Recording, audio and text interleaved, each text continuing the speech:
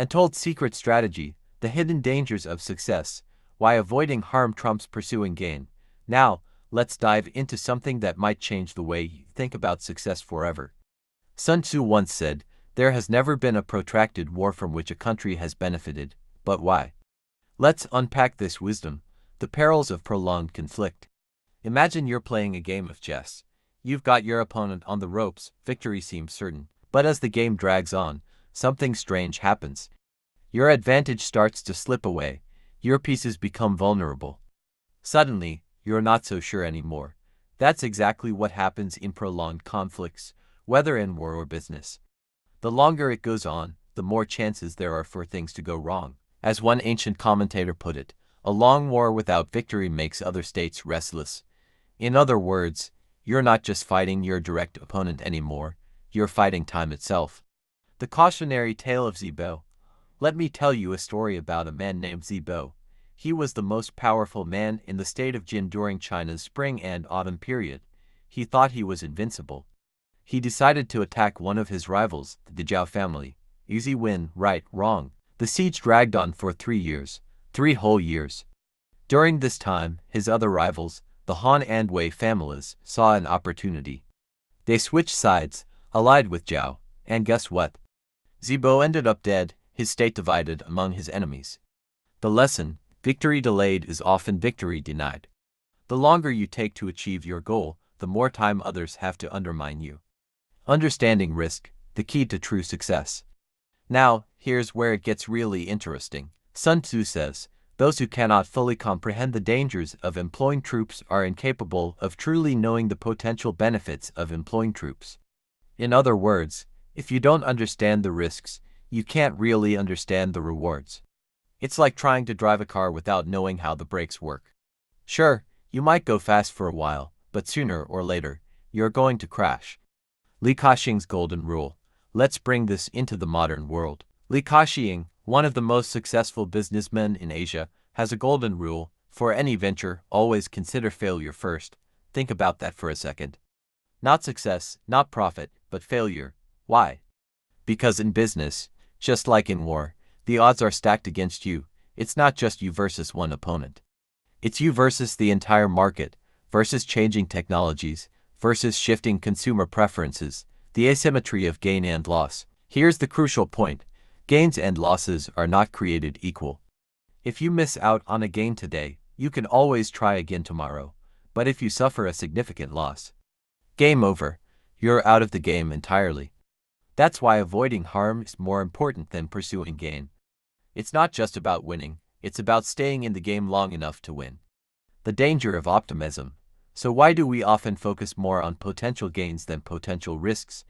It's human nature. We're optimists. We think, it'll be different for me, I'll beat the odds. But here's the harsh truth: not everyone gets a second chance. Not everyone can start over if they fail. The world doesn't owe you anything. If you lose everything, you might not have the resources to get back in the game. The takeaway: so, what's the big lesson here? Before you chase that next big opportunity, stop and think. What could go wrong? What's the worst-case scenario? How can you protect yourself? Remember, true leadership isn't just about seizing opportunities. It's about understanding and managing risks. It's about playing the long game, not just for the quick win. Next time you're faced with a big decision, try this: spend as much time thinking about what could go wrong as you do dreaming about what could go right. It might not be as exciting, but it could be the difference between long-term success and a cautionary tale. After all, in the game of life and leadership, the goal isn't just to win big. It's to win consistently, over and over again. And for that, you need to stay in the game, avoid the big losses, and the wins will come. The hidden costs of war. Now, let's talk about something that might seem a bit dry at first, but trust me, it's absolutely crucial. We're going to dive into the economics of warfare. Yes, you heard that right, economics. Because, believe it or not, wars are won and lost not just on the battlefield, but in the ledger books. The high price of conflict. Sun Tzu had a lot to say about this. He wrote, "The skillful commander takes his troops on one conscription and his provisions on one collection." In other words, don't keep going back for more soldiers or supplies. Why? because it's incredibly expensive and disruptive. Imagine you're running a country. You send your army off to war, but oops, half of them get wiped out, so you have to go back home and recruit more. Meanwhile, your enemy is gaining ground. Not a great situation, right? But it gets worse. Sun Tzu says you should only need to send provisions twice, once when you leave, and once on the return journey. In between, live off the enemy, he says. Capture their supplies, their food stores. It's a brutal but effective strategy, the ripple effect. Now, here's where it gets really interesting. Sun Tzu breaks down the economic impact of war on the entire country. 1. If you have to transport supplies over long distances, it impoverishes the people. Why? Because you're taking farmers and oxen away from their fields to move supplies. No farmers, no crops, no food. 2. If your army is nearby, it drives up prices. Suddenly, you've got thousands of soldiers in one place, all needing food and supplies. Prices skyrocket, and the local people can't afford to live. 3. When people's wealth is exhausted, they get desperate. They might even revolt. The revolutionary idea. So, what's the takeaway here? Simple. Wars are expensive. Really, really expensive. In manpower, in resources, in social stability. But here's the kicker. If you could find a way to dramatically reduce one of these costs, you'd be unstoppable. It's just like running a business. Low costs always beat high costs. The game changer. Enter Napoleon Bonaparte. He came up with a revolutionary idea, the People's War. How did it work? By dramatically reducing the cost of human life in warfare. Sounds horrible, right? It was. But it was also incredibly effective. Napoleon boasted he could afford to lose 30,000 men a month. He didn't just use adult men, he used children, women, anyone who could hold a weapon. This strategy gave him a massive advantage over the aristocratic and mercenary armies of other European countries. They simply couldn't compete with his numbers or his disregard for casualties. The modern twist, Mao Zedong took this idea even further, combining Sun Tzu's strategic thinking with Napoleon's concept of total war. The result, a strategy that mobilized entire populations and all resources for warfare. The takeaway, so, what does all this mean for us today? Well, it's a stark reminder that in any conflict, whether it's a literal war or a business competition, understanding and managing costs is crucial. But it's also a warning. When we talk about reducing costs in warfare, we are often talking about human lives. It's a sobering thought, and one that should make us think very carefully about the true price of conflict. Remember, in war as in business, the lowest cost often wins. But we must always ask ourselves, at what price? And is it worth it? The hidden costs of leadership, a lesson from ancient warfare. Alright, let's shift gears a bit. We've talked about strategy and self-control, but now we're going to dive into something that might seem a bit dry at first, but trust me, it's crucial. We're talking about logistics, or as I like to call it, why you can't run a war or a business on hopes and dreams. The true cost of war. Sun Tzu wrote something that might surprise you. He said, "When the army engages in protracted warfare, the resources of the state will not suffice." Now, you might be thinking, well, duh.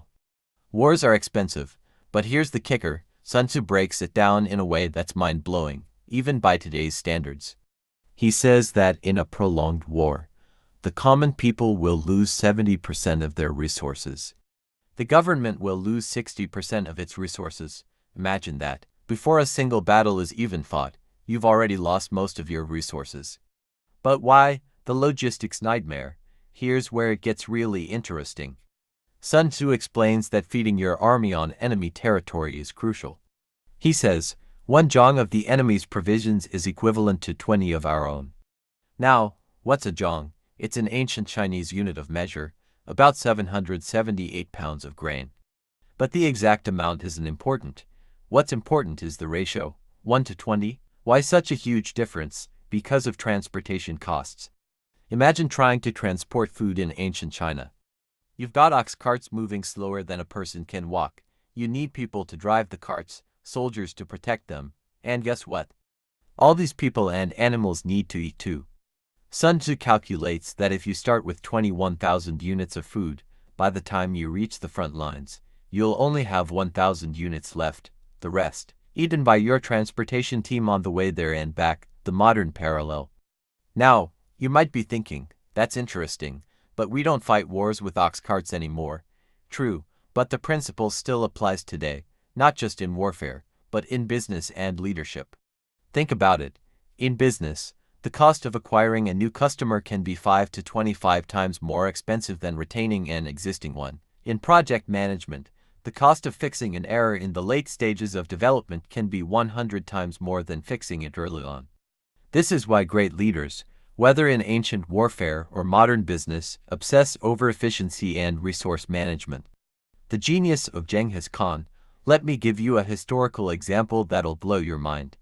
Genghis Khan, the guy who conquered most of the known world, was a master of this principle. His army, they were nomads. They traveled with their livestock, which provided a mobile food source. No supply lines needed. When they conquered a city, they lived off the enemy's resources. This is why Genghis Khan could conquer territories so far from his homeland. He solved the logistics problem that had stumped military leaders for centuries. The takeaway. So, what's the big lesson here? 1. Understand the true costs. In any endeavor, the hidden costs like transportation, maintenance, or customer acquisition can far outweigh the obvious ones. 2. Efficiency is key. The most successful leaders find ways to dramatically reduce these hidden costs. 3. Use resources wisely. Sometimes, using what's already available, like Genghis Khan using conquered resources, is far more efficient than bringing your own. 4. Think long-term. Short-term thinking often ignores these hidden costs, leading to disaster in the long run. Remember, whether you're running a war campaign or a startup, understanding and managing these hidden costs can be the difference between victory and defeat. As the saying goes, you don't know the value of water until the well runs dry.